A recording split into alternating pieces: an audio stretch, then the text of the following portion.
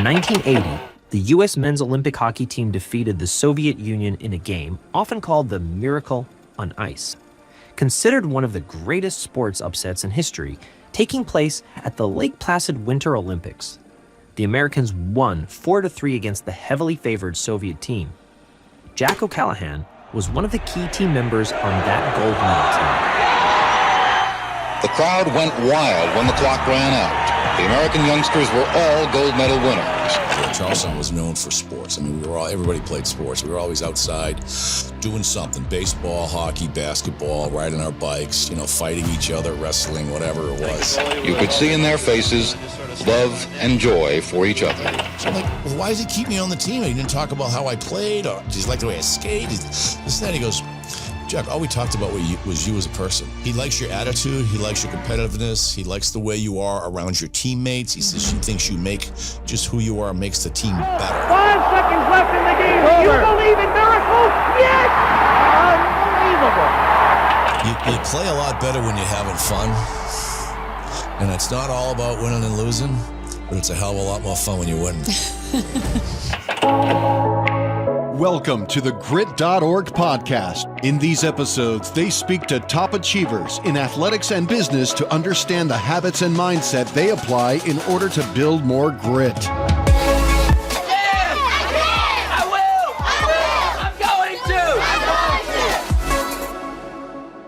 All right. Well, welcome to today's episode of the Grit.org podcast. We talk about all things grit. So today I'm excited to have my beautiful wife, co-host Jennifer Harbin. Welcome. Thank you very much. Brian Harbin, husband. And super excited about our guest, Jack O'Callahan. And I'll get into him here in a second. Wanted to give a shout out to our sponsor for today, escrow.com, the most trusted online escrow service in the world. Been around for 25 years and does about $500 million a year in online sales. So today, Jack O'Callahan, super excited to have him here today from Charlestown in Boston. Went to Boston University where he played 4 years of college hockey, was a team captain, NCAA MVP, two-time Cochrane Award winner, was a gold medalist on the 1980 U.S. hockey team, played 9 years of professional hockey, mostly with the Chicago Blackhawks, and then went on to have a very decorated career in financial services. He founded Beanpot, which he ran for 24 years. And most recently with a new firm he talked about. I know he was with Ziegler for about 9 years as well. His wife, Rachel, and has 2 kids. Daughter, Rachel. Daughter, Rachel, son, Aaron, wife, Jenny. And I live down here in Jacksonville now. So I'm enjoying Florida. Well, welcome, Jack. We're super excited to have you here today. So we really like it to start from the beginning. So tell us about family life growing up in Charlestown, parents, siblings, and any kind of guiding principles that were important. Well, I grew up in part of Boston, and Ben Affleck did a movie called The Town. And it was about basically bank robbers. And it was about my town, Charlestown.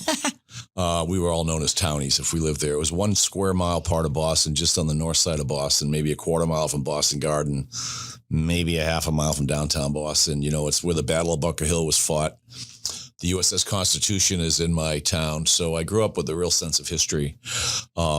3 Catholic parishes, 2 housing projects, and mostly like me, I lived in a 2-family house my whole life. So we always had a tenant downstairs, and the top 2 floors were my mom and dad, and my older sister and younger brother. So, it was great. I mean, I went to St. Catherine's. There was a priest there, Father Smith, and he started us playing hockey. And then a guy named Bobby Orr came to town when I was about 7 or 8 years old. We used to play a lot of street hockey. It was great in the parks and in the basketball courts because Charlestown was known for sports. I mean, everybody played sports. We were always outside doing something: baseball, hockey, basketball, riding our bikes, fighting each other, wrestling, whatever it was. But we were always out doing stuff, and we had a real sense of town pride in that little 1 square mile, the Irish square mile, they call it. That was it. And Bobby Orr showed up, and all of a sudden I started learning how to skate. And Father Smith started a program in a town over where there was a rink. There really weren't too many rinks around Boston, like recreational rinks. And then the state actually came in and started building them, and they built one in my town. So I learned how to, public skate. Broke a few skates because I was on my ankle so much. But my dad just kept taking me and getting me new skates and kept encouraging me and never really judged me at all when I was really horrible. And I got good at street hockey, so I had pretty good hand-eye coordination. And the next thing you know, we just started a team, and boom, hockey became my thing. I stopped playing organized baseball, still played some other sports like, in the sandlots and stuff, tackle football, basketball, which was like tackle football in my town, and ball hockey, and we're just always doing something. What about your parents? Any certain principles they tried to bake into you early on? Well, again, I grew up in like I said, a pretty rough town. So, I mean, this, give you a quick background. I mean, at one end of the town is the New England Teamsters. At the other end of the town is the International Longshoremen's Association. And in between were basically union guys like my dad. My dad was an electrician. They were electricians and plumbers and pipe fitters and sheet metal guys and drywall guys and painters. And these were all big unions, and then there are also police officers and firefighters, and teachers. So there were a few lawyers that had nice cars. So I was like, maybe I should be a lawyer. But anyhow, that was my town. And the other thing was, there were bank robbers and hijackers, in a Walpole State Prison when I was a kid. They used to name the corridors at Walpole State Prison after streets in Charlestown. So you'd say to one of the inmates, like, so, hey, a new inmate would come in. Like, so, hey, what do you do? Where are you in here? Well, I'm at the corner of, Sullivan and in Cook Street. And that's how he would know their way around the prison. So I kind of grew up in that environment too. But on the other hand, we never locked our doors. And again, everybody went to church, 3 Catholic parishes, 3 Catholic grammar schools. The gangsters, that was their job. That's kind of the way we looked at it, and they kept it out of the town. Never locked the doors. There was never any, like sex type crimes. People never broke into each other's houses. Visitors would come and park their car, and their car windows would get smashed, and people would steal everything, but they would leave the local people's, alone. So growing up in that environment for me was, Jack, my dad was like, hey, Jack, so, decide who you want to be here. You can be that guy, or you can be these guys that basically raise their kids, pay attention, good citizens, help others, work hard, take care of themselves, that kind of thing. He says, but my dad would tell me stories when he grew up in the same environment. He's like, listen, I could have gone that way, and instead I went this way. I went to high school to become an electrician. I get into the union, I evolved into the utility, and then he had a 30-year career in that end of the world. But at the same time, I had uncles, I got 150 cousins in Boston now. So I grew up, my grandmothers and my uncles and aunts, they were all like right there in this little 1 square mile town. I could walk to their houses. We had a town pool. It was just a great place to grow up. But, we were always on the edge of that, the other side, and they were good guys and good people. I knew a lot of them. Some of them didn't make it. Some did. But, there was a sense in the town of community, of people looking out for each other. Like, I'd be walking home from my grammar school, and if I remember one day I was, shoving with somebody. And my Aunt Dottie came out of the house and slapped me and grabbed me. And I was like, oh no. And I was more afraid that she was going to tell my parents that I was being a jerk. And it was that kind of a town, everybody looked after each other. They kept each other out of trouble as best they could, but we all got in trouble.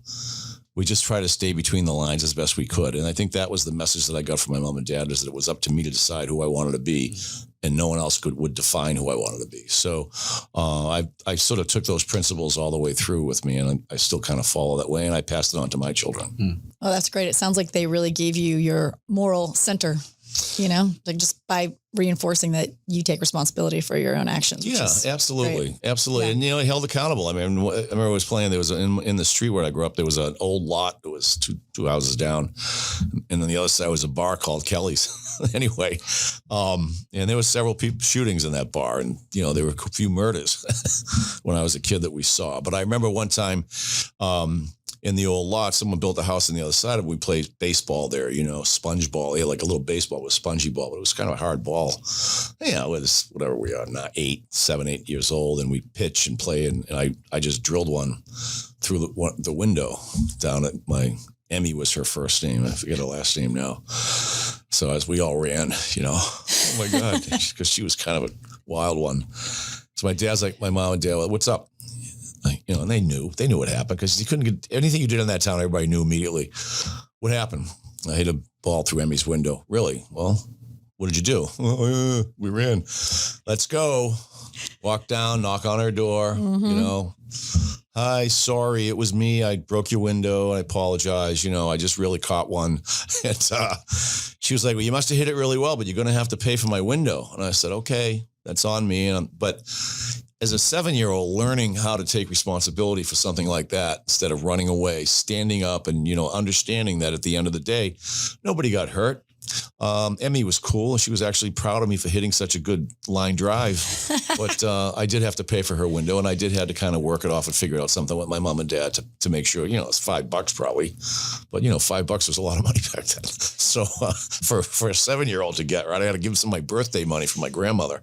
But anyhow, so those are the kind of things that we figured out, right? You were always held accountable, even in town. You did something stupid, or you did something that you shouldn't have done to someone or whatever. You might have knocked some kid down, or get in a pushing match or a fighting match. You might have to be accountable to his older brother, and that meant maybe you met him somewhere after the schoolyard or whatever, and you had to stand up for yourself. So we had a lot of fights as kids. And that was sort of the way you had to pay it. I mean, you had to show up, and if someone did something to my younger brother, I showed up and took care of that. And then who knows? But at the end of the day, if we lived like that, but once we get outside of Charlestown, we were the whole time with family. We'd always look after each other and protect each other. So that's all part of the accountability stuff that was drilled into me. And, plus growing up in a Catholic church environment, I was an altar boy, and this, you had to learn certain types of behavior, right? You couldn't just be looking off. You had to pay attention. It was the Latin Mass, so you had to learn Latin. You had to actually study and learn what words meant and everything else, and how to repeat it. And you were dealing with priests, and those priests, you didn't mess around with those guys. I mean, they were iron-fisted. So learning good behavior, good moral center, as you said, Jen. It's really carried me through my life. Sounds like all those different sports that you play, like you said, you guys, baseball and hockey, street hockey, wrestling each other, even recreational sports was a great outlet for all that energy. And at what point, you did say at one point you did commit to just hockey, like strictly, what age was that? So it was probably when I was about 10 or 11 years old. I mean, when hockey just became somewhat, it wasn't a 12-month sport, but it was a 8-month sport, So during the school year, it was practices at night, games here on the weekends. There was a fall league, there was a winter league, the summer league, and we weren't playing like these kids in Chicago and Boston now. These 10-year-olds, they're playing 90 games a year. We didn't play 90 games a year. We played maybe 30 over 3 seasons, but we practiced a lot. Did a lot of public skating, just did a lot of street hockey. And I just didn't, playing baseball and stuff in the summer was like another thing to do. I liked it when I was doing it, but I'd rather just in the summer. We live in Boston, you live in close to beaches. We had this beautiful town pool with, like an Olympic sized swimming pool with lanes and stuff, and a big diving well. And I wasn't ever really much of a swimmer, but I always loved diving and doing flips and stuff like that. So it was a fun place to go. All you had to do was go in the morning. If you wanted to go to the beach any day, you go stand at the bottom of the bridge, which was this bridge that kind of came into our town, and then went over and went up to Revere Beach, and you'd stand there. People would drive by from the town. Everybody knew. Everybody was like, hey, you guys go on the beach? Yeah, hop in.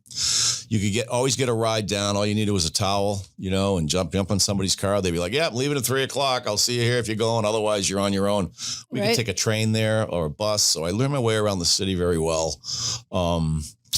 And that's what I wanted to do in the summer. Ride my bike, go swimming, play with my friends, shooting hoops and playing sports, right? It was just a big part of our town. Just being a kid, right? Just being a kid. Yeah. Not being Evan. Sometimes these days I see, it's been going on for several years. There's like too much organization in kids' lives. They just need to be told to go outside. Like with my kids, I'd be like, okay, time to go out. You sit here and watch video games. I never had an Atari or any of that Sony stuff in my house when my kids are growing up. And again, I had a split family because we got divorced when the kids were young. But when they were in my house, it was like, go do something, get outside. And I live in a beautiful town in northern suburbs of Chicago with lots to do, lots of parks and stuff. And if they whined a little bit, I said, well, listen, you got 2 choices. Today is the day to clean the toilets. So You could stay home with me and help me clean the toilets, or you could just get out the front door and come back in a when it's few dark. hours, Yeah. and have fun. See you later, Dad. It looks really nice outside now. We're going to do that All of a instead. sudden, they were gone. Yeah, and then they just learned how to, entertain themselves, and stay out of trouble. So Yeah, there's no secret sauce to give them a choice, right? yeah. So tell us about the decision to play college hockey. I mean, did you just kind of know, from watching Bobby Orr, like, hey, this is what I want to do? And I mean, because getting recruited to Boston University, tell us about kind of that process. So the real process for me was growing up was academics. My parents, I never went out on a school night until I was at least the second half of my senior year in high school. I mean, never. I'd come home from school, I could go play around there when I was in grammar school, and then I'd come home for dinner and I'd do my homework and they would check it. And if it was sloppy, I went back up and redid it. So I learned how to, Nice. turn in good work. And then I just never went out. I could go out on Friday nights and Saturday nights, but Sunday through Thursday, I was in the house. And so, for me, it was, listen, the message for me was, if you want to advance yourself in life, you need education, right? So you come home with C's, like you're not even going out on the weekend. It was that. So I had to get good grades. And so in Boston, there was a school called Boston Latin School. It was founded in 1635. It's the oldest public school in the United States. So, and at the time it was all boys, and it was public school, and it was 6 years. So you would take a test in the 6th grade, and citywide test, and if you were one of the top, say 300 kids, you would get accepted to Boston Latin School, and you would go to school in the 7th grade. And then by the time, if you got through the 7th and 8th grade, which half the school didn't, so they would give another test as kids coming in the 9th grade. And then we ended up with like 300 kids in my graduating class. But I went there, my dad made me take the test. I said, I don't want to go there. I'm going to go to a Catholic high school like all my friends and my sister and everything. And he said, well, you think you're a smart kid. Let's see how you do against the rest of the city. Take the test. You don't have to go to the school, Jack, but you have to take the test. So I had to take a bus. It's over by Fenway Park. I had to go over there and, I maybe got a ride. I forget, but I took the test and I saw this school that was very historic, obviously. 7 signers of the Declaration of Independence went there. Benjamin Franklin went there for a few years. The list of alumni is incredible. So I see all this stuff there, and I was just blown away because, again, I grew up my parents' house was on the battlefield of the Battle of Bunker Hill, right? So the USS Constitution, it's just so historic. And I was just so pulled into this school, and I came home, and my dad's like, so how'd you do? And I said, I think I did great. I think the test wasn't that hard. He goes, well, what do you think? I go, well, if I get in, I'm going. Nice. And so you think they started Harvard in 1637 so that the early kids that came out of Latin school in 1637 had a place to advance their education. Mm-hmm. So Boston Latin School was started before Harvard, which is the oldest college in the United States. Mm-hmm. So I'm going to Harvard, that's it. And I played hockey, obviously Latin school. I start going to school. I grew up with everybody's Irish Catholic, and blue collar and all this. Now I'm going to school with kids from all over the city of Boston. So I'm going with Jewish kids and Asian kids and black kids and Hispanic kids and Irish kids and Italian kids from all these different neighborhoods. So you'd normally think we'd be just all we want to do is go and then just beat the hell out of each other, right? Because we're a very neighborhood town. But the academics was so hard that we actually had to pull together to help each other kind of get through, to support one another, maybe help each other with maybe a little homework, or maybe like at lunchtime, hey, I can't figure out this, this word problem. Like, come on, it's easy to, stuff like this. And to this day, I'm friends with so many of my classmates from all across Boston, and many of them are in really positions of power in politics and other things. So that really changed my life, right? But again, I'm playing hockey with the smartest kids in the city. So, we were really good, I guess. I've heard later because you were on the team, Jack. But I was like, yeah, I didn't feel that way. I felt like I was just part of the team. Well, yeah, but you never came off the ice. Okay, whatever. But so that was it, right? I'm just playing hockey, doing my homework, practicing. I had a great coach, great teammates, great friends, just a great place. Think about it. In 6 years, I took 6 years of Latin, 4 years of German, 2 years of French, a year of Greek, maybe one more, 4 or 5 languages in a public school. It's amazing, right? And we had something called declamation where we had a 7 marking period. So think about that. It's like every 5 weeks you're going home with a report card, which is tough. You think, you kind of like get a little stupid for 3 weeks, and all of a sudden you come home with C's, and your parents beat the crap out of you, So you could flunk out. So it was one of those things we really had to focus. But declamation was public speaking. So we did it out of the 7 marking periods. We did it 5 times. You had to get up in front of your classroom and remember, like, I don't know, at least a 20-line poem or a piece of prose or something like that. And in front of your class of all boys with suit and jacket and tie in a public school for my first 2 years. But you had to recite that poem or whatever in front of your class, and you were graded on it. It was a grade on your report card. And I was scared to death of it at first, but then I just embraced it. And I said, this is a great life skill, learning how to speak in public. I still think they should do it in every school. Absolutely. Yeah, I think it's the most important thing, and language as well. So hockey's going on. I'm playing Charlestown hockey, but I'm also playing high school hockey. And, our team's okay because there were some really good teams. South Boston was really good. Charlestown High was really good. There were some good teams. We're in the City League. But then we got better, and I guess I got better. And all of a sudden, I start getting recruited by people. I'm like, what's going on here? I just want to take my SATs and go to Harvard. I start getting recruited by Harvard. And everywhere. I mean, Michigan, people are calling me. I'm like, what the hell's going on? I'm getting all these letters, So I want to go to school in Boston. So I tell all these Western schools, see you later. But, and it started out the Division II schools, and then it was the big ones, like Wisconsin called, Minnesota called. I'm like, this is really weird. I just didn't know I know how to handle it, but it just was outside my mindset. So I ended up kind of focusing in on 3 schools, Harvard, Dartmouth, Brown, 4 schools, in Boston University. And Dartmouth, I said, I don't want to go up there. I went to a couple of recruiting trips. I'm a city kid, right? The last thing I want to do is go to school in New Hampshire, Everybody's up there wearing flannel shirts and they got mustaches and stuff. I had no interest. Not your scene. Yeah. So I wanted to go to school in the city. So I ended up it came down to Harvard, Brown, and Dartmouth, and it turned out that Harvard, Brown, and BU, sorry. And it turned out that, I don't know, I just, I clicked with the coach at BU. I didn't go there for hockey. I went there to, basically go to business school in 4 years, maybe play on that 80 Olympic team, because I'm actually going to one of the top hockey programs in the country. I'm basically going to go play hockey. If I was a basketball player, it'd be like going to Kentucky. You go to BU. It was like that, right? And so I go there and I'm like, well, who knows what'll happen? Maybe, I don't know. We'll see how it plays out, but got to be fun to play in that Olympic team. And then when I'm done, go to business school and get on with my life.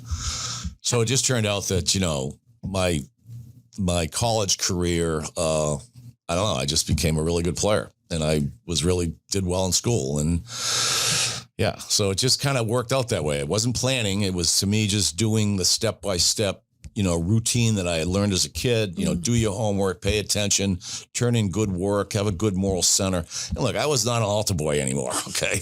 Believe me, I grew up in a rough town, and I've got that part of me too that I have to manage, but, I led the team in penalty minutes and all that stuff. Right. So I had an edge about me, probably still do in a lot of ways, but, I could always try to get it back between the lines. And, at the end of the day, again, we had a great 4 years at BU. I had great teammates and great coaches. I'm still friends with all these guys.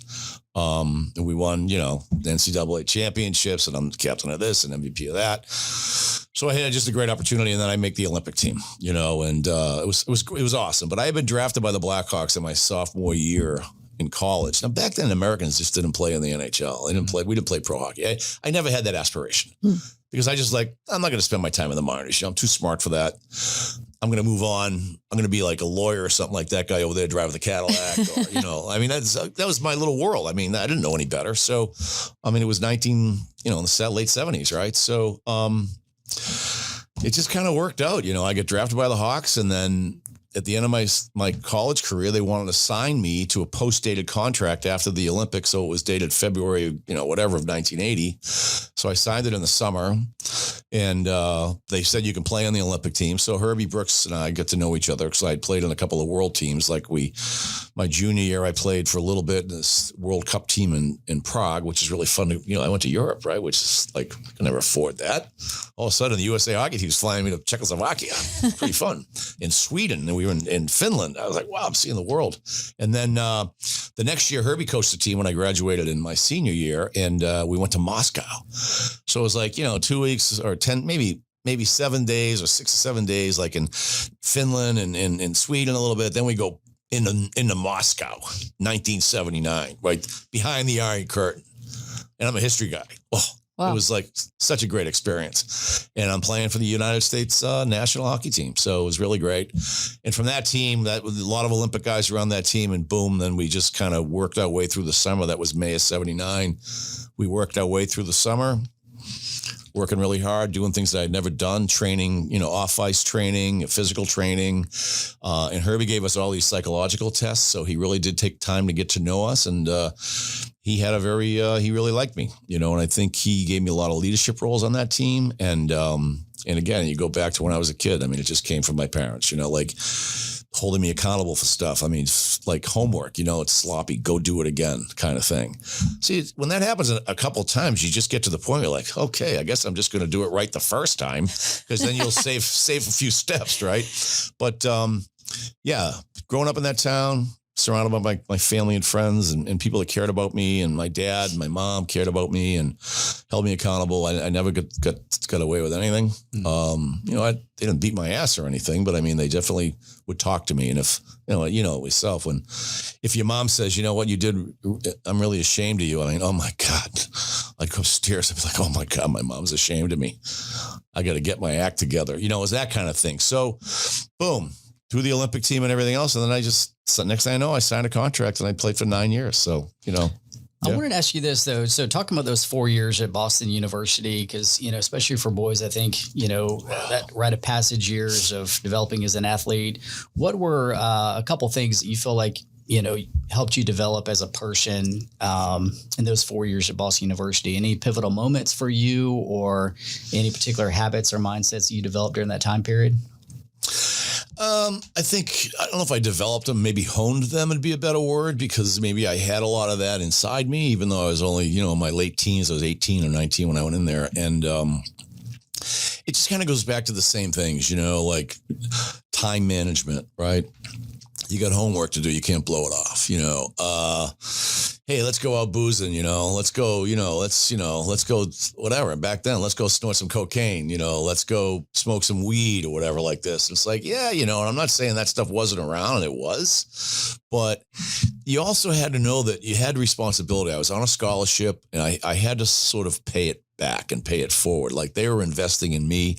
I had to make sure I was a good investment, so I had the respect for the people that had put their trust in me.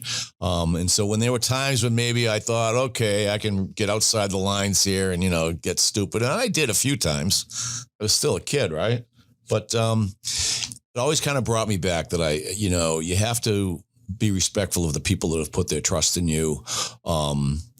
It took you a while to earn it. I'd have those conversations with myself sometimes. It's like, just, don't be a dick, right? Like, be a person that understands what you have, the opportunities you have, and the stories that you've heard of others that have had these similar opportunities that have squandered it because of drinking too much or staying out too late or not going to school or, whatever, not thinking you're a big shot hockey player that you don't have to do the work on the side, or, you're so special and you know what, you're not that special, and that's another thing with me that I think has carried me for a long time too, is I never thought I was that special. I'm just me, I respect people. I'm interested in other people. I'm interested in what I'm doing. And I don't walk around going like, aren't I special? And I see, with this social media and stuff that what we're dealing with here. And it's like you're being encouraged to view yourself as so wonderful and so special. And people in the tattoos and the TikToks. And I'm looking at it sometimes and I think, get off that, right? Just get down to the nitty gritty. Like here, there's the black and white stuff in your life, get it between the lines, work hard, and understand that people have trusted you and invested in you, and you have to pay them back. And then when you become a parent, or when you have a chance to mentor someone, or have a conversation with someone, you pay that forward, and that makes the world a better place. Yeah. Absolutely. It sounds like you were very, and still are, grateful for the opportunity to put the work in and develop, so you could pay it forward. And I'm curious about Herb Brooks and his influence on you. Is what, as far as, interacting with him as a player and just as a person, what would you say, what were some qualities of him that made him unique that you were able to also kind of carry on? So, you just said the word grateful, right? I think that's become one of my favorite words. I think it's just a great word. But I was very grateful for the three coaches I had from the time I went to high school. I had this guy, Dave Coleman, who played a little bit in the Baltimore Orioles system, and he played hockey at Northeastern University, which is in Boston. I had Dave for 6 years. He was a wild one. But again, tough coach, held us accountable. We all still talk about Dave. He's still alive. We look at him and he looks at us and we just go, oh my God, it's the same guy. And then I had 4 years with Jack Parker at Boston University, which is, he was there for 40, 50 years. And I was one of his, maybe his first recruiting class. So he was only about 6 years older than me as a coach. Yeah, maybe 8, but I think he just turned 78. So maybe he's 11 years older than me. But, then I had her for a year, so I had these three coaches that helped mold me and bend me, and they just, I try not to be a problem for them, and I was at times, especially, with Herb. I mean, not with her, with Coach Parker at BU, but, they just understood that they were there to help us as people. They weren't just hockey players that they could casually toss over the bridge if, we made a few bad plays. I mean, they were concerned about what's going on in your life, what's going on in your academics, why are you struggling in this class or whatever. They'd call you in and they'd talk to you. So I got comfortable with that part of all of those coaches. And Herb was a different story. Parker was really a tough coach, believe me, but Parker and I grew up. He grew up in Somerville, was the next town from Charlestown. They bordered each other. And Charleston was part of Boston. Somerville is his own city, but it's right next. I mean, I was born in Somerville Hospital. So, he kind of understood where I was from. I understood where he was from. He's a tough kid, tough guy, played hockey at BU. So he's obviously a good hockey player in his day. But again, he cared about us. But at that point, now I'm in my early 20s, maybe, 21, something like that. I'm an adult, right? Made enough mistakes in my life, had people nudge me back in, help me back in. So now I knew where the lines were. And when I started straying outside the lines, it was they had less patience with you. Mm-hmm. So that was a good thing for everybody. You know what I mean? He held you accountable, but he taught you how to hold yourself accountable too, right? And if you weren't doing that, that wasn't his problem. That was your problem. So, I had a couple of glitches in college. Herbie was a little different because he was in such a tough spot. We only had him for a year. We had 20 guys that were on that team finally at the end, 20 guys. We probably had 26 that played around the team, but 20 guys. And, he couldn't take, he knew probably, I think we had 12 guys that were 10 guys that had played for him in college. So they knew him, mm-hmm. and they did not like him, or because he was so hard on them. And so when I showed up, I'm a different guy, and I've got a personality. I had a personality, and I'm a really competitive guy, especially then. So he knew he might have a handful with me, but he coached me in Moscow, and he saw the way I think I was with the team. And even though I didn't think I played very well over there, I came home, and I'm out of college at this point, and I came home from this Moscow trip. And again, I didn't talk to her much. Got to know some of the guys, a lot of Minnesota guys there. So I started getting to know guys. And again, having gone to Latin school and having gotten outside my little Charlestown world into this bigger world of all of Boston, it made me I don't know, more accepting of other people, like I didn't judge people, and I couldn't do it even as a child growing up in my house. And I couldn't hear and start talking about black kids or Hispanic kids and using bad words for them. My dad would slap me, he would never hit me, but he would not accept that. He was like, people are people, take them as you meet them. Just because a guy's an Irish guy doesn't mean he's a good guy or a bad guy. Just because a guy's a black guy doesn't mean he's a good guy or a black guy. You take them as they come. And so because my dad went to this electrical school, even though he went to Charlestown, it was the shop, where if you wanted to be an electrician in the city of Boston, some kids would come and take that electricity class. You wanted to be a plumber, you'd go to Dorchester High. So my dad ended up going to high school with black kids and couple Asian kids. I mean, not a lot of them, but if they wanted to be electricians, they had to go. So my dad, as a kid growing up in the 40s and 50s, he got to know kids with other backgrounds, and he realized that they are just the same as us. They just want to do well, and they're nice kids. And if if you judge them based on the way they look, then you're the bad guy, right? So that was drilled into me as well. So anyway, now I'm over there meeting these Minnesota kids and this and that. And so I come home from this trip to Moscow, and I talk to my agent. He's like, "Yeah, come on, I got to talk to you." So I had this agent doing my contracts and stuff. And I said, "What's up?" He goes, "Well, Herbie said he's going to guarantee you a spot in the team. Now, he's going to guarantee we're going to play 55 games between September, maybe middle of August, and when we go to Lake Placid, which would be like February 2nd. You're going to be on the team until February 2nd. Now, he could cut you then, but he's not going to cut you in November. Okay. And therefore, you can sign this black NHL contract, and that'll kick in here. I said, "Wow, he's really," and they'll pay us $600 a week starting now for expenses. Or maybe it was $600 every 2 weeks. Seems like a lot. My first car was $275, so probably a lot. Maybe it was $600 every 2 weeks. But anyhow, so I say to my agent, I go, "Wow, that's pretty great, man." I go, "I didn't think I played that well over there. So what does he like about me? Does he think like I don't know, does he like me like on the power play?" He goes, "No, it didn't really come up." I go, "Really? Does he think I make good plays past the puck?" "Yeah, didn't really come up."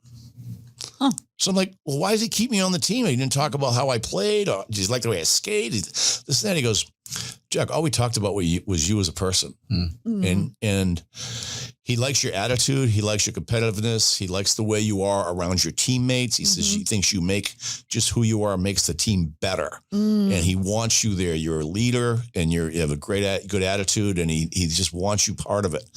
And it just sort of, I had to take a step back and say, wow, maybe this guy who I had not a lot of respect for because we had clashed in college in our teams, all of a sudden I said, wow, this guy's interesting. I've never thought of actually creating a team based on character and culture and personality over skill and ability. Now, and he said, he figures, you know what? You just had four pretty good years in college. He figures you got the skill and you got the ability. He was more thinking about, can you fit in as a person, culture? And then you look back and you go, well, thank God for Father Smith and my dad and my mom and my cousins and uncles in my community, keeping me between the lines, helping me out, supporting me, turning me into the man I was and am. And because of that, I think that's why I made the Olympic team. So that part of Herbie meant a lot to me, and it changed my view of him. I love that you bring that up, because that's the question I've really wanted to ask you about. Because every team that you played on, you were a leader. You talked about being on the ice all the time. And obviously there was 1,000 ingredients that went into that team being successful. But one of the things I'm always curious about is for you on the ice, on the bench, in practice, like, how did you lead the team? Were there words or phrases or things that you would do to draw out certain people? Did you lead by just, going out and just leaving it all out there? What was your leadership style on and off the ice that you feel like helped bring the team together and make you so valuable in that way? Well, it's a good question. It's not like I've thought a lot about that, but I don't know. I mean, I took everything very personally, but not like necessarily in the locker room as much as the other team. like, as far as I was concerned, like, they were the Germans and we were the Americans kind of thing. I'm not just talking about the Olympic team. I'm talking about even in college. I mean, we had kids that I grew up. I remember it was one time we had this, I played against this kid, Daryl McLeod. He was at Melrose, Mass. And we used to play his youth hockey. And he was a couple of years younger than me, but he was a pain in the ass to play against. He was like half Indian kid or something. And he just was thick and strong and a good player. And, I could always like run people over and stuff because I was like that and I'd fight people. And this kid would fight back. And I was like, damn, this guy's like. So every time we play Melrose, I would say, okay, I'm going to get ready because I'm going to go head to head with this guy, and this and that. So anyway, I'm going into my junior year in college. And I was talking to Jack Parker, and he's like, so who you got coming in next year? He goes, I got this kid and that kid and this kid. He goes, I got this kid from Melrose, Daryl McLeod, coming in. So I look at him, I go, why are you bringing him in? I hate that kid. How do you know him? I go, I'm playing against him. He's a pain in the ass. He's, this and that. He's always slashing me and cross-checking me. I'm always getting in fights with him, this and that. He goes, so you hate him? I go, yeah. He goes, when he's on your team, you're going to love him.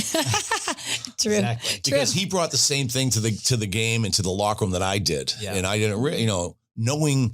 And then when I had him on my team, I was like, oh my gosh, I love this guy. So in our locker room, it was like us against everyone and whatever you needed, right? Guys are upset or talked about sometimes. Hey, let's go out and have a few beers. Let's go out and hang out. I had to stay after practice a little bit, work on some things, but simple stuff like that. It wasn't like I try not to change. I'm not going to change it because I'm wearing a C in my shirt, I was very competitive. I get upset with the way if we weren't playing. It was always like, how is the team doing? Like even if the goalie was having a rough night, I was like, I wouldn't say, the goalie stinks tonight. I would say, we're not helping him enough. We got to help him better, right? So, and I'm still like that. I mean, I don't try to put somebody over there and say it's your fault that things aren't going well. It's more like, hey, it's our fault. We can work on this together. And I might have said it a little more forcefully than that, with some colorful language. But yeah, it's not about, blaming others. It's like you look internally, you look at us. What can we do more? What can we do better? And even if the coach would come in and this and that, like, it's like, hey, get lost. This is our team. Now occasionally I would never tell a coach to get lost, but mindset would be like, you let him come in and rant and rave a little bit, and then he goes storming out the door, and then we sit down and say, okay, let's lower the temperature here. Number one, he's right, and now it's on us to pull it together. So, and Herbie was the same way. Like, he would rant and rave about stuff, and then we'd sit there, and then he'd walk out of the locker room, and then we'd start laughing a little bit about things. Like we'd start writing down his little sayings. Like this one guy started writing down his sayings, and he goes, didn't he just say that we're playing worse and worse every day the last couple of days, and today we're playing like it's next week? Did he just say that? Yeah. Oh, I gotta write that one down. And so it became like we got the message, but we try to take it more in a lighthearted way, because otherwise, you're gonna be so stressed out, you'll be bouncing off the walls, right? I mean, you gotta stay somewhat relaxed. I always thought, even when I was a professional hockey player and playing 100 games a year,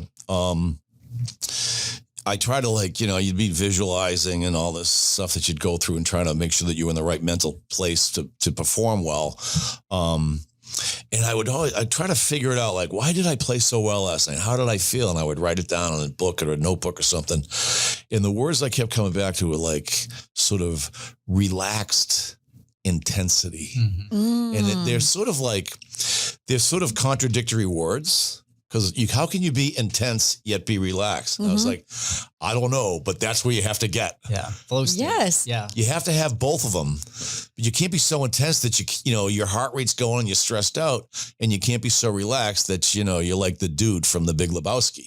You know what I mean? Right. You got to be, but you got to have both. Yeah. You got to be able to just be comfortable in yourself, and as long as you're physically fit and at a high level of physical fitness, and you're mentally relaxed and prepared, being stressed out is not going to help you.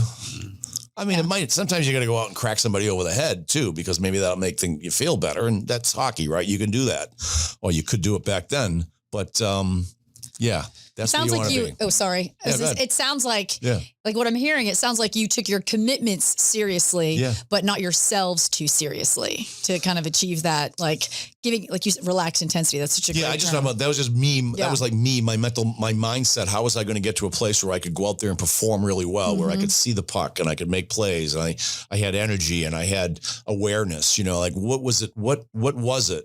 Well, if I was stressed out because I don't know, my daughter's sick or something, or because my wife crashed the car yesterday. You got to kind of clear the deck there and just think about who you want to be that night and how you're going to get your mind and your body into the right space so that you can actually compete and do well. Now, you can't do it every night, but if you try to get close to it, some nights you're going to just not have it. And some nights you're really going to have it, so you want to try to have, more nights that you're kind of close to having it. Yeah. Yeah. And it sounds like too, as a leader on the team, like the fact that you led the time in penalty box, like that your players saw your level of intensity. They knew that, hey, Jack was going to bring it every night. And, it keeps coming back to the fact that you went to a high school where you had to assimilate with all the different personalities. So you were able to connect with different people of different backgrounds. And one of the things I really wanted to ask you about too is, obviously we've seen, Miracle and know a lot of the embellishments of certain parts that, had to be done for a movie. But for you in those, that time period, 7 months to a year, was there a time that you felt like there was a turning point where as a team, you guys realized, hey, we can really do something special here? Was there a certain time or moment where you guys really as a team kind of discovered, hey, there's some serious potential here in what we can do? I don't think we ever got there. If we got there, we probably got there once we got to Lake Placid, and we all knew that Herbie couldn't cut us anymore. You stopped fearing it, right? We stopped fearing getting cut. Yeah. And he would say, I heard him say a few times, not to us, but to others. He'd say, we're going to do all the work. And then he goes, once we get to Lake Placid, because, he's a Minnesota guy, he'd say, at that point, the hay's in the barn. And then you just open the door and you let it go. And I'm like, well, can't wait to get to the point where he's going to open the door and let us go. Because, even Mark Johnson, who was the best player on our team, he talked to him. I was with him a couple of weeks ago. And even he said, he goes, I wasn't quite sure because his dad was Badger Bob Johnson, who coached Wisconsin. And Herbie and Badger Bob, they were friends, but they kind of, didn't really like each other that much. And so Mark Johnson was like, I knew he hated my dad. I was thinking, get down to the end, he might cut me just to spite my dad, and like, how could you cut Mark Johnson? Well, we knew Mark Johnson wasn't going to get cut, but Mark didn't know. Right. So, you think about, he kept us a little on edge at all times. You never knew which way he was going to go. And so you had to, we say like he had, the bar was very high from the beginning of the year. And every time we thought we were getting close to the bar, he'd raise it another couple inches and he'd push us. And then like, okay, we're getting close to that bar again. And all of a sudden he'd show up with something else, whether it was an off ice drill or an on ice or whatever the hell it was. And it just was so hard. And he was like, hey, that's fine. If you don't want to do it, he goes, there's 1,000 other guys that will. So make my life easy. Yeah. Make my life easy. Don't show up one day. Right. And then I'll know who to cut. Yeah. So.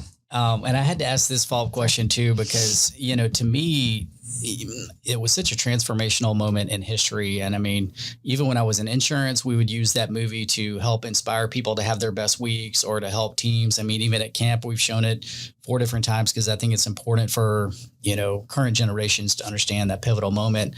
But obviously that's through the eyes of Hollywood. But for you, for somebody that not only lived it, but even now looking back with 40 years of perspective, what do you feel like people should take away from that experience and, what it meant for? Yeah, it's a good question. Obviously there's a lot going on back then. We, as in our generation, we were all born in the 50s, mid to late 50s, maybe a couple of guys. I think maybe a couple of guys in the early 60s, but, we grew up with my grandfather, World War I on a boat, right? In World War I, my uncles, couple of them World War II guys, my dad, Korean War vets. We had friends and cousins that were in Vietnam, we had lived through all that. There was the Cold Wars, the world was a weird spot, it was no technology, but you knew what was going on. You were doing drills and, whatever, there were nuclear bombs. You just didn't know what the hell was going on, right? It was kind of nuts. but there was also a sense of pride in our country, pride in our communities and that kind of thing. And, loving our country. And then again, in the 60s with all the protests and stuff, that was when people really started questioning things, right? Mm-hmm. Like, women's rights and civil rights and things. I mean, that didn't exist back in the 50s. Now, all of a sudden, there was a demand for it, right? So, and some of it went over the edge, but sometimes that's how you make change. You got to push at the envelope and, you settle back somewhere. So we were part of all that. I remember, I remember Vietnam protests. Kent State when the kids got shot there. I mean, I was there. I saw it on TV, and Kennedy getting shot when I was in the first grade. So, all that stuff, right? So, but we did have a sense of this country, that we were special, that our parents, our grandparents, they dropped everything after Pearl Harbor, where they went charging over there like. They attacked us. Let's go. Let's bring it. So we had that spine that we've been taught.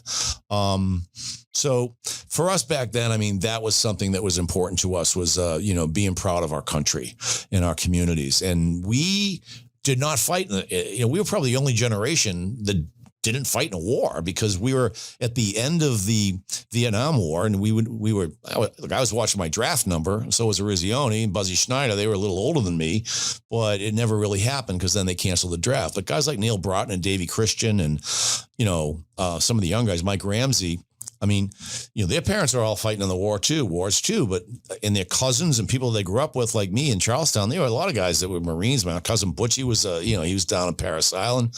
He'd show up in come home with his uniform on and sit there, and I'm listening to him talk, and I'm like, wow. So, I mean, we had that sense, right? So it meant a lot to us that because we weren't really fighting in wars, we had to try to let these people know that came behind us, that we loved and respected what they did for us. Wow. And we're going to put that jersey on, and we're going to love and respect. We're going to show you how much we love and respect you, not by winning, but by showing up every day with our best effort and our best honor to honor your sacrifice. Wow. And as much as we didn't talk about it, we didn't say, okay, we're going to do this, we're going to do that, none of that, but it was in our DNA, okay, to do that. You put that thing on, you put that jersey on, USA, and you're playing against USSR or CCCP or, the Swedes or the Finns, you want to kill those guys, man. You don't want to go out there and say, oh, let's be like good sports. No way, man. It's the Russians or the Germans. You think about what they did to our parents or our grandparents and, whatever. You just like what they would have done. I mean, so that was definitely in our DNA. And I think that had a lot of part about that, and being in Lake Placid, obviously, in the United States was really special because all of our families could come and everything else. So, yeah, I think that was a big part of who we were. That's incredible. Yeah. Oh.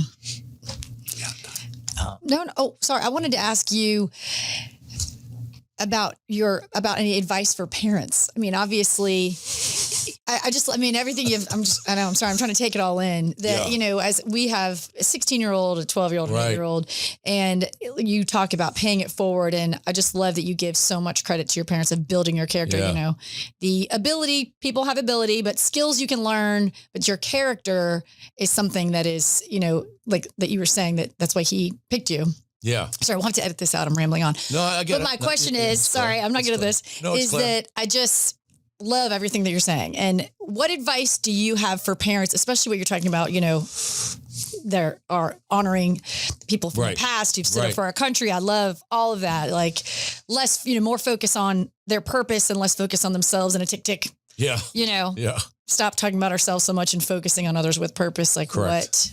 I'll tell you, I'll maybe I'll relay a story from my daughter. And, I think this it sort of crystallizes a lot of things. So my daughter she went to a Jesuit high school in Chicago where we lived, Loyola Academy up in Wilmette. So, she's a sophomore, maybe a junior.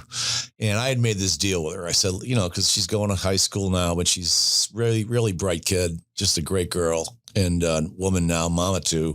But so I had this deal with her where I said, okay, You get to one of these parties or something like that where you're expecting 20 people and 300 show up. You've all heard those stories. So, or something gets stupid and, there's drinking or whatever the hell's going on. I go, and you need to get out of there. Mm-hmm. I go, you call me and I'll come get you.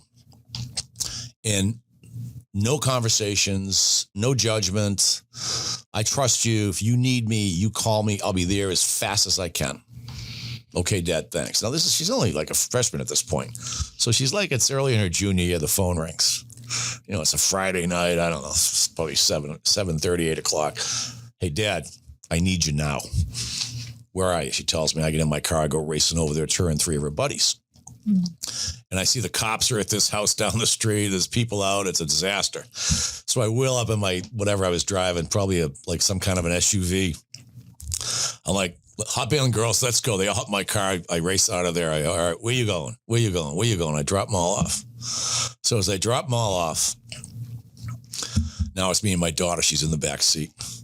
And so I start going, Rachel, what the hell? I trust you. And I start being a dad, right? I start giving her a lot of crap about it. And she looks at me, she goes,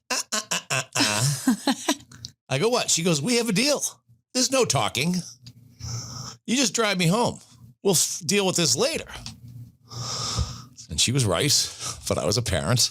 I'm ready to give it to her. She's like, there's no talking. So anyway, I'm driving now. I'm getting closer to home. And I say, but Rachel, I start giving it to her again. She goes, hey, enough with the talking. And she's probably 15 or 16. And she says, listen, Dad. She goes, you're a great dad.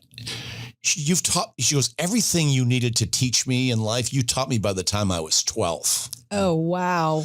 And she says, now I'm at the point in my life where you've got to let me put it into play. And I'm going to make some mistakes. But she goes, I have it inside me and I'll figure it out. But you got to let me make some mistakes. And if you think I'm going to be the only person that shows up in college, like never having had a drink or never having fooled around with a boy or never had she goes, you're sadly mistaken, Dad, because when the kids like that show up in college that have been under their parents' thumb for so long and their parents never trusted them, they're the ones that, they like drink themselves to death or they commit suicide or they do all this crazy stuff because their parents have kept them under their thumb and they haven't let them grow. It's my daughter telling me this. And so I'm like to myself, man, I've just been absolutely bitch slapped by my daughter. And I said, I go, okay. And here's the key. I go, okay, Rachel, listen, you're right. And I'm so glad we had this conversation, but do me a favor. I'll never judge you again. I'll never do this again. And I'll leave you, but please keep talking to me. Oh, please yes. Let's just keep having discussions and trust me that I'm just here when you need me, but keep talking to me. She was like, I promise I'll do that. And we still do it. That's gold. Oh, that's amazing. So again, thank you. My daughter, she's the one, she gave you the answer. Great job, Rachel. Yeah, she gave you the answer. Great work, Rachel. Yeah. Right. So Jack, I wanted to ask you too. So after the game, you end up going to play professional hockey for 9 years. So tell us about that experience of going on to play professional hockey and what that was like for you. And looking back, any key things that you feel like you learned in that period and as a professional athlete? Well, it's a different mindset. First of all, professional sports is professional sports. It's a business. You're dealing with contract issues. It's not basically a pure meritocracy necessarily, right? You've got two-way contracts where if you go to the minors, you get paid 35% of what you would make in the majors. Some guys are on one-way contracts, and that can help protect their job, even if they haven't really earned it. They want to pay you 30%. They can send you to the minors, and they'll just deal with this guy here because they're paying him anyway instead of paying two big salaries. So there's that kind of stuff. There's draft picks. There's just a lot more going on. All of a sudden, you're playing with married guys with kids. It's a different world. And then you're playing, 3 days a week, right? And practicing, and you got injuries, and you've got new kids coming in and all this. So, it's a different mindset. They always say wow, he's a good pro is a thing you'd hear every now and then. And I think being a good pro is just learning how to do your job, show up every day, you know, and the other thing is that you get a team and do your job. Like some, you know, there's dancers and there's singers, you know, and figure out who you are. And, you know, if you're a singer, don't try to dance, you know? Yeah. Right. And that's what it's like as a pro. And it's like, Jack, I know in college, you know what? You were kind of an offensive guy. You got a lot of points. You played a lot of power plays. Yeah, we don't need that here in Chicago. We got 3 guys doing that. We need you to figure out how to play defense. Oh, and you don't have to, but you're not playing on the team otherwise, because that's what we have you slotted. So it's like one of those things. I mean, I had to learn that, you know, even though I thought I was a singer, they wanted me to be a dancer. So I had to figure that out. And it took me a couple of years in the minors to do that. But we won a championship and I did great down there. And then when I came to Chicago, you know, I wasn't really an offensive guy anymore. Now I'm more of a sort of later in the lineup guy, like, as a 6th defenseman, I was probably, you know, 4th, 5th, or 6th. I wasn't 1, 2, or 3, which I had been all my life. And I was okay with that, you know, because I was part of a team and we had good teams and I had great players, and that's what they wanted out of me. And I didn't care. I'll do whatever they want me to do and I'll play hard, you know? So, and I'll play, you know, every third day, and I'll stay healthy as much as I can and exercise and train and take care of myself. And that's that. That's called being a good pro, you know? And then when I went to New Jersey, this is the funniest story ever. So I had this coach in the minors my first year, Doug Carpenter. When I show up there and I'm like, you know, I'm scoring points. I mean, you guys probably living in Jacksonville, you don't know much about hockey, but you know, I had offensive skills. And so in the minors, I have offensive skills. And then I finally make it to Chicago and they're like, yeah, we don't care about that. We want you to kill penalties and, you know, play tough and all this. Great. So I go to New Jersey after playing, you know, for 7 years. Now it's my 8th year. I'm in Jersey and Doug Carpenter's the coach. And I'm sitting on the bench. First game, I just showed up there like the day before. I didn't even really know anybody on the team. And these guys thought they were getting the guy that played in Chicago. And they were, you know, the defenseman penalty killer guy. So I'm sitting on the bench. We're playing Pittsburgh. And it's the first period. And, you know, playing as Mario Lemieux and Yager and all these guys, right? And so anyhow, I don't think Yager was on the team. He might have been, but Mario was for sure on the team. Anyhow, there's a penalty. There's a power play. We got a power play. Pittsburgh takes a penalty. So he looks on the bench. He goes, Jack, right point in the power play. Right point. And I go, you know, it's a power play, right?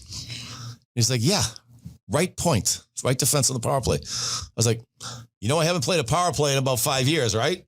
And he's like, right point on the power play. That was it. So I'm like, fine. So I go out there and I mean, that night, it was my first night in New Jersey. These guys don't even know me. I had like a goal and 2 assists. We beat Pittsburgh 6-3. And I'm in the locker room after the game and I'm sitting there and this kid, Kirk Muller, was the captain of the team. And I was 30 and he was probably 24. And, again, no one knows me. He goes walking to me. He goes, hey, Jack, nice game tonight. Hey, thanks, Kirk. He goes, you mind if we sit down and talk for a minute? I go, yeah, sit down. What's up? He goes like, I didn't see that coming tonight.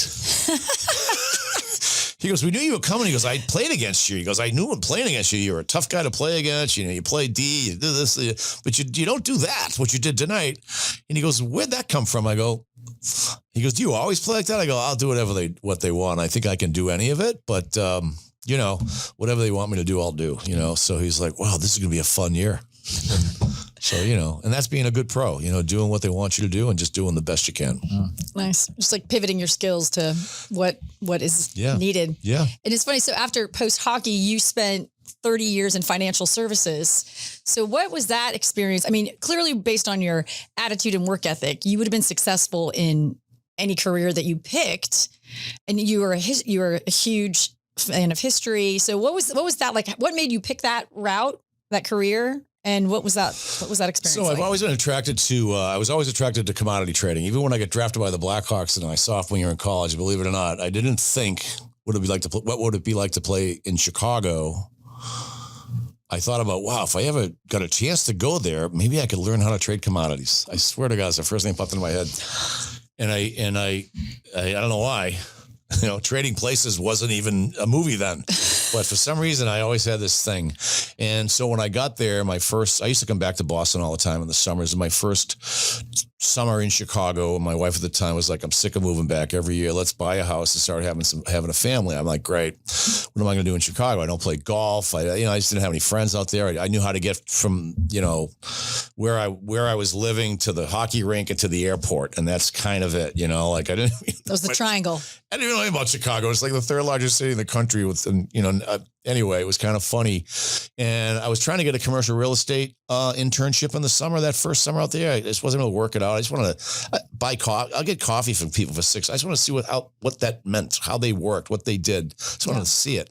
I couldn't get it done. So random event, I ran into Walter Payton one night, and I was with my wife who worked with this Diane Latta, the physical therapist. And Diane was a black woman married to Greg Latta, who's an offensive lineman for the Bears. Obviously, he's from like Georgia or something like this, big offensive lineman, great guy. And then he's like, Diane and my wife decided that we should go out to dinner one night because, hey, random event. We're both physical therapists in the same hospital. My husband plays for the Bears and yours plays for the Blackhawks. This is crazy.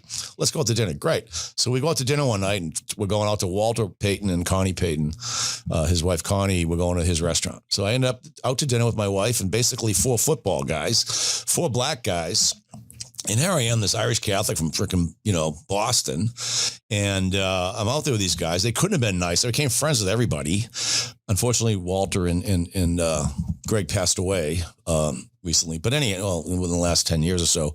But Walter said to me, he goes, what are you going to do this summer, Jack? I told him the story I just told you about the commercial real estate deal. He goes, well, what else you want to do? And I go, well, Walter, I told him the story I just told you.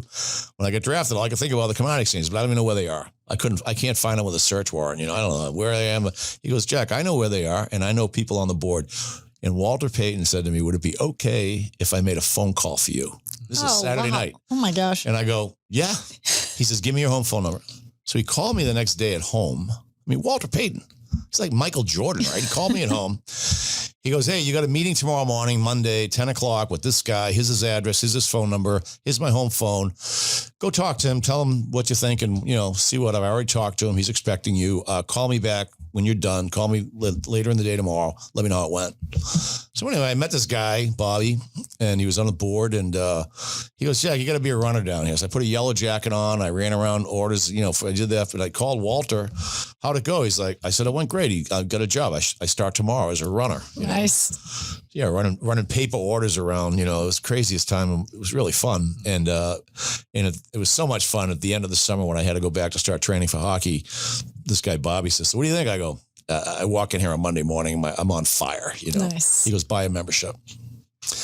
So I bought a membership. I had to borrow against my house. I had to borrow money from him. I had to come up with some cash. Mm-hmm. And then I bought a membership and I started renting it and taking classes in the summer. And I'd go down there. I'd work as a clerk, or I learned how to trade options, and I learned, how to trade options. And I learned about trading and analysis. And every summer I'd go down there and I'd stay involved. And then when I stopped playing, I walked in the S&P futures pit. I was in there for about, everybody, when they walk in, they go, hey, Jack, I'll sell you one at 20. So I go, buy one. Then they go, hey, Jack, I'll pay 25 on one. So I go, sold it at a quarter. So I just made a nickel, right? Which is $25. They're like, welcome to the pit. Nice. And that's the last free thing you're ever going to get from me. Because they used to say in the commodity trading pits in Chicago, the Board of Trade and the Merc, they were like, be careful out here, because if you have a heart attack and you go down on the floor, he goes, before you hit the ground, they'll have your wallet out of your pocket. But they're always nice when you get there, and then next thing you know, I'm with 500 guys elbow to elbow. Yeah. There's arguments and fights, and everybody's fighting over trading, and everything's handwritten, and it was organized chaos. But I just thrived in it and really loved it. And I did that for about 3 years in the trading pit. 3+ years. And then a buddy of mine, we started a business to service hedge funds. And then that was the business I ran for 25 years. Bean pot, right? Well, we named it after a college hockey tournament in Chicago. I don't know if you guys know that. The bean pot. So do you guys know that? So there's a tournament in Boston. It's about 75 years old. There's 4 top-tier hockey schools in Boston. It's Boston University, Boston College, Northeastern University, and Harvard. And you could throw a blanket around the 4 schools. And so they started it probably back in the 50s maybe in the 50s. Where the 4 coaches were like, we're getting ready to go in the NCAA championships. We need to have a competitive tournament in February. Why don't we just create this tournament? We'll play at Boston Garden Monday night.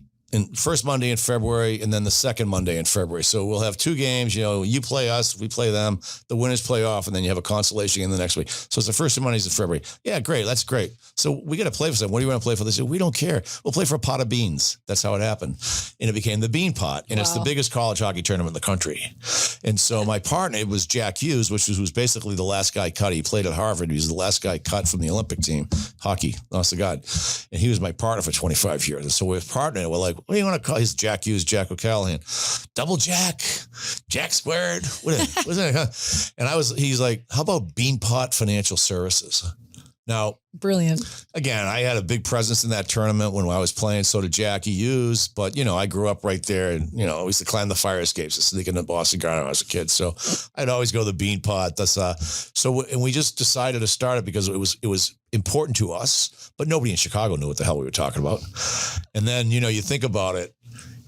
That name is trademarked, and everything else. And we knew these guys that ran it, and Boston Garden guys, and they talked to me about it later. It's like, only you could get away with that. I was like, yeah, well, it worked out for a while, and then eventually it just it evolved into some other things, like a broker dealer, and it evolved. So now we're just not trading commodities, we're trading stocks, and we're trading bonds, and then we start raising money, and then 25 years of buying, I was just ready to do something else, So I just kind of walked off and joined this company in Chicago that's an asset management firm, Ziegler Capital, and my friend was the CEO, and he needed help raising money, and I kind of was starting to get better at that, good at that, and plus instead of sitting in an office by myself, I was more out in the field talking to people, talking to trustees and consultants and things like that, and I just found that I had a way to kind of connect with people and do it, and it's been pretty. It's gone okay. I'm not Jack the Rich guy or anything, but I've done fine. And,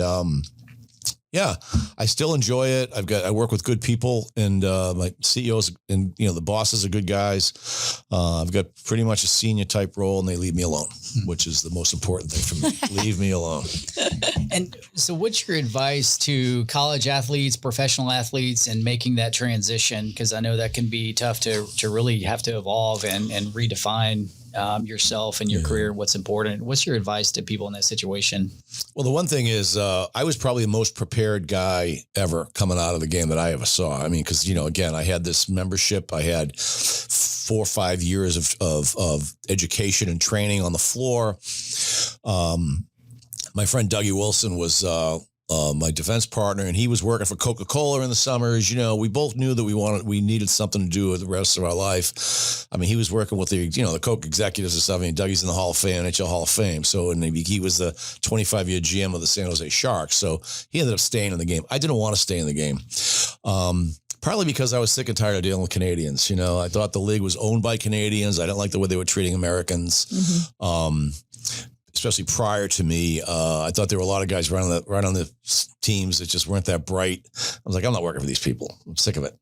I wanted to get off on my own, but I was very well trained. I spent a lot of time studying and working on this and that, and then the game was over, and then I was about to move on. And as prepared as I was, and there's one thing I could tell people, you're going to deal with emotional stress like you've never, imagined, because as prepared as you are, you're still leaving your friends, and you're leaving your team, and you're leaving your lifestyle, and you're evolving into something new.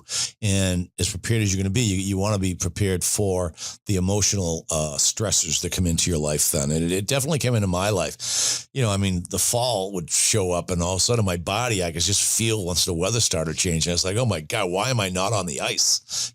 So it takes a few years for that to kind of get through you. And then you start making new relationships and new friendships, and you still have the old ones. And so now you evolve and you have new ones, right? So it's kind of fun. You broaden your horizons, and you broaden your friendship world and your network. And the biggest thing is, number one is like, work at it, but give it time. Don't think you're going to go from being a high performing athlete to being a high performing business person overnight.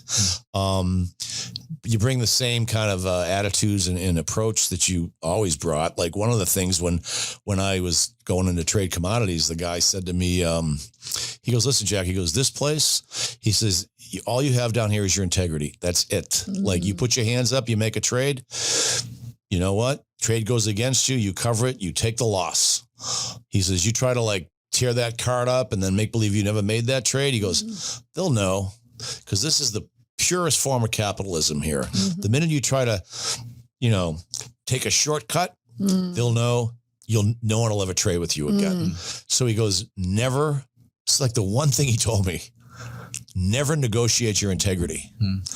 And so I took this into my business life as I moved forward. And I was like, I'm always going to tell the truth. I'm always going to be honest. I'm never going to negotiate my integrity. And I'll just, if there's pain involved, I can take the pain and I can move on, because I'd rather take the pain and move on knowing that I did the right thing at the right time and I maintained my integrity and my self-respect.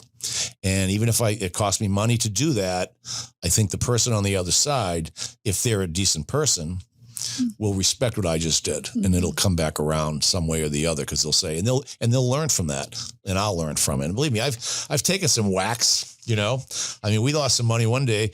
We were trading, and we had a big client did a lot of business one day. This fund we had, and ton of business. They rolled from short to long, freaking paper everywhere, and it was a Friday, so I put everything in, and everything's there, and I make sure it's okay. But it's a Friday, and I don't know when it was. It was nice out because everybody's going out drinking Friday. So this guy just he finds like an extra 50 lot, which was a lot back then, and he just I'll deal with it Monday. Well, what happened Monday? There was a giant explosion somewhere in Chicago in the deep tunnel. It flooded all the technology in the city. So all of a sudden we didn't have any technology for 4 days, and the markets in New York are still open. So that 50 lot went from being, I don't know, at the time, it was probably a $50,000 winner on Monday, but we didn't even know we had it till Thursday. By the time we figured out we had it, it was a substantial loser, much more than 50,000. And so anyhow, we had to navigate around it. But I called the client. I said, here's the story. Here's what happened.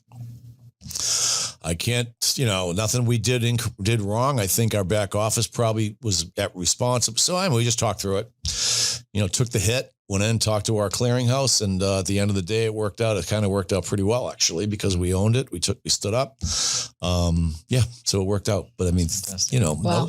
I was ready to get on a plane and go to Egypt. Right. It was that much money. I bet so. But you did not negotiate your integrity. No way, man. You just don't do it, especially in my business. I think anyway, don't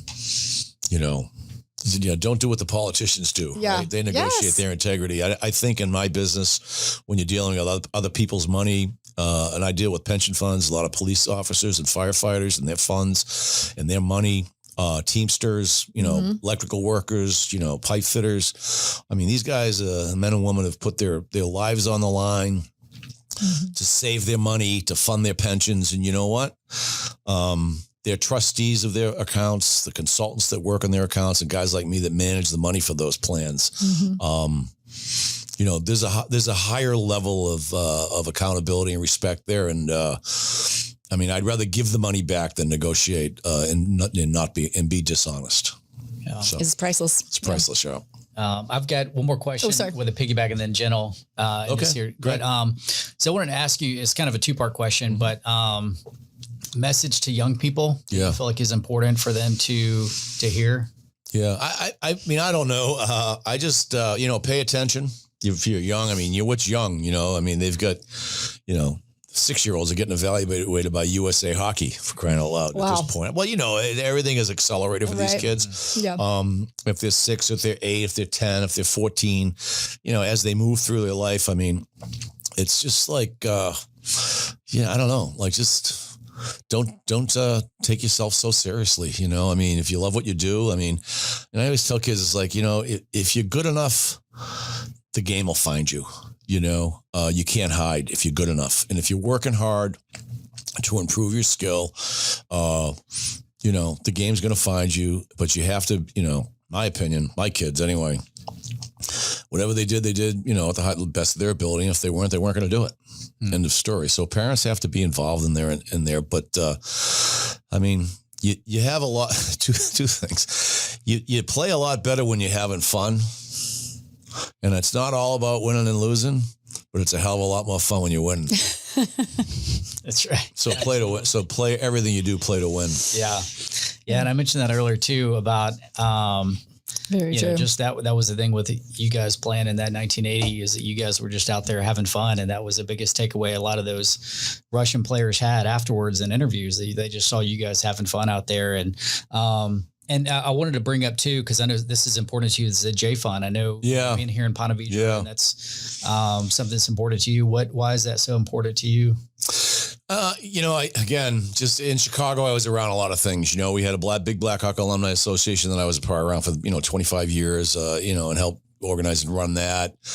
I was on this local board of Good Sports. We would raise money to buy, sporting equipment and reconditioned equipment and this and that, and kind of build all that like for inner city kids, to get them playing sports instead of playing with guns. Mm-hmm. So it's fantastic. Yeah, that was important. I mean, I've been around the Chicago police officers in the Chicago Firefighters, Widows and Orphans funds, kind of work. So I did a lot of things like that. I was on the American Island Fund board in Chicago. We raised, nationally, probably $30 million, $50 million at the end of the year. And we just send it all to Ireland. So, I mean, I was involved in things there. I was a big part of the community.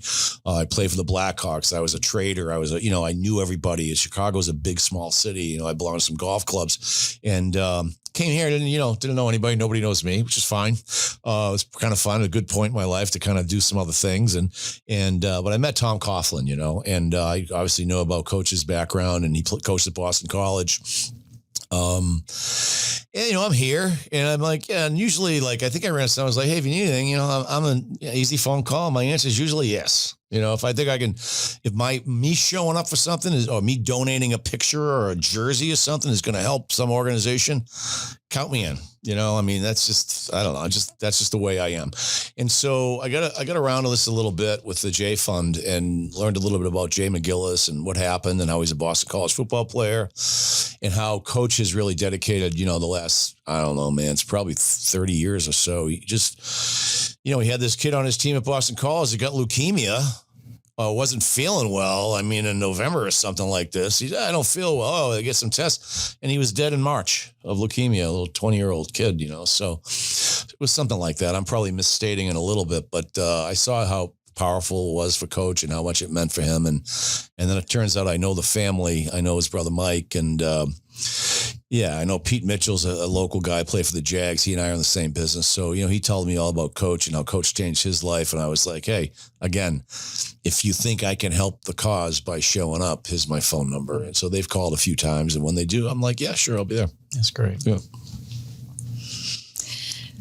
Well, I guess our last question we'd love to ask you is, at grit.org, our goal is to develop more mental, emotional, and physical resilience in young people and to build more grit, basically, wherever they're at, to build the next level of grit in their lives. And so we use the 12 grit. Sorry, the Grit Creed is 12 principles that we strive to instill in young people. And so looking at those 12 principles that are things that we've been exposed to that we didn't invent, but we're just trying to pass along forward, which one of those sort of resonates with you the most? So I think I looked at the list. I can't remember them all. I've heard a lot of things. A lot of people in my life at my age have talked about a different 12-step program. But acknowledging the problem is the first step of that, that's right? Acknowledging the problem is the first step. Yep. So I do understand that, and I'm not sure if there's so much overlap in them, right, with kids, and I don't know. I'm not sure which one really stands out to me. They're all so important. I think kids, there's so much on their shoulders these days. And I think it's important, honestly, for me, I like to see kids take a little bit more time away from, the screens, like the 12 months of lacrosse. Yeah.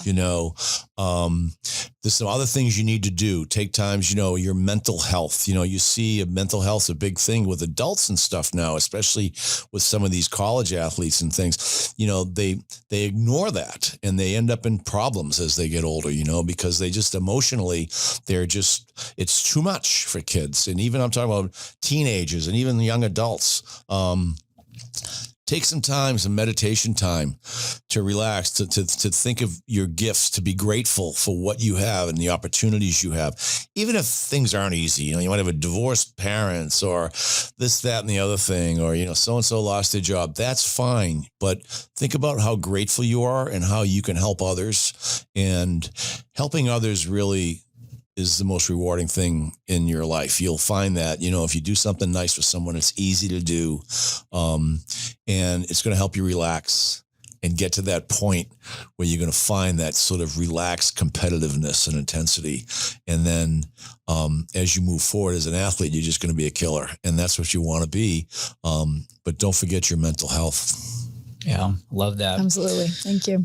Well, thank you for tuning in to today's episode of the Grit.org podcast. Thank you again, Jack O'Callahan. Super phenomenal experience being able to be in here with you today. So be sure to tune in on YouTube and all other podcast platforms, and we'll see you next time. Thanks.